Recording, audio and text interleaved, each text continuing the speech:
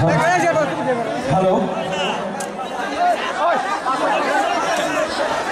আমি দৰ্শক ৰাইজক পিছুৱাই যাই প্ৰেক্ষাগৃহৰ মাজত আসন গ্ৰহণ কৰিবলৈ অনুৰোধ জনাইছোঁ। আমি কিছু সময় পিছতে এটি গুৰুত্বপূৰ্ণ ঘোষণা আপোনালোকলৈ আগবঢ়াইছিলোঁ।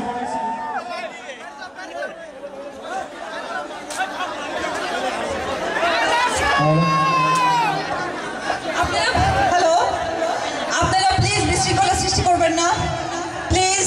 আমার এটা অনুরোধ। আমি প্রথমেই বলেছি যে আমি আপনাদের সাথে দেখা করতে আসছি, কারণ টিভিতে আমরা অনেক ডান্স করি, অনেক নাচি, অনেক অভিনয় করি। আসলে সত্যি কথা বলতে গেলে কি, আমরা এরকম কাছাকাছি দর্শক দেখতে পাই না, এটা আমাদের দুর্ভাগ্য।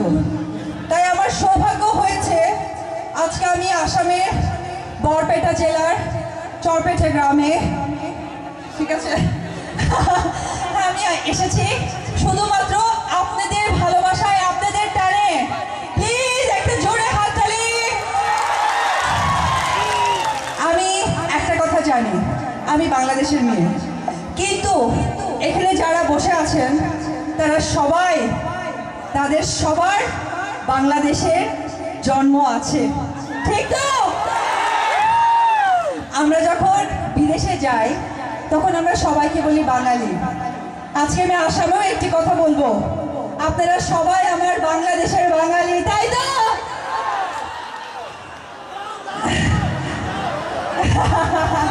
আপনারা সবাই আসামের আমি জানি, কিন্তু যে আপনি নো বলছেন, গিয়ে দেখবেন আপনার দাদু ঠাকুমা, তার ঠাকুমা হয়তো কেউ বাংলাদেশেরই ছিল। আমরা বাংলা কথা বলি, আমাদের এই বাংলা কথাটা আমাদেরকে ভালোবাসার একটি জায়গায় এনে দেয়। দেখেন, আমি খুব সহজে আপনাদের সাথে কথা কমিউনিকেট করতে পারছি, সেটার কারণ আমি বাঙালি, আমি বাংলা কথা বলতে পারি।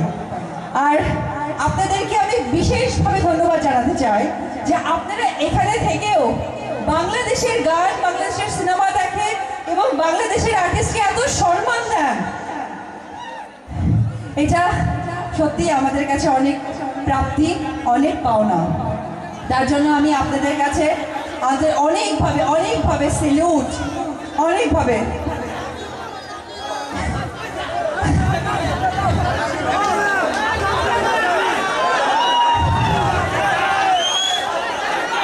আচ্ছা,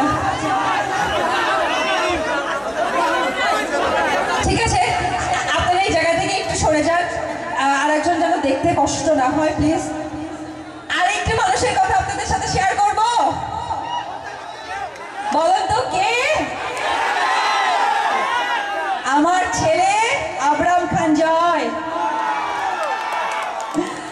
হ্যাঁ, সে অনেক ভালো আছে। আর সবচেয়ে বড় কথা হচ্ছে আপনাদের সবার ভালোবাসায়, সবার আশীর্বাদে আমার ছেলে অনেক ভালো আছে।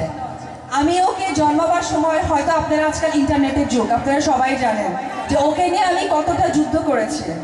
সেই সময় আমার মনে হয়েছিল আমার সন্তানকে ভালোবাসার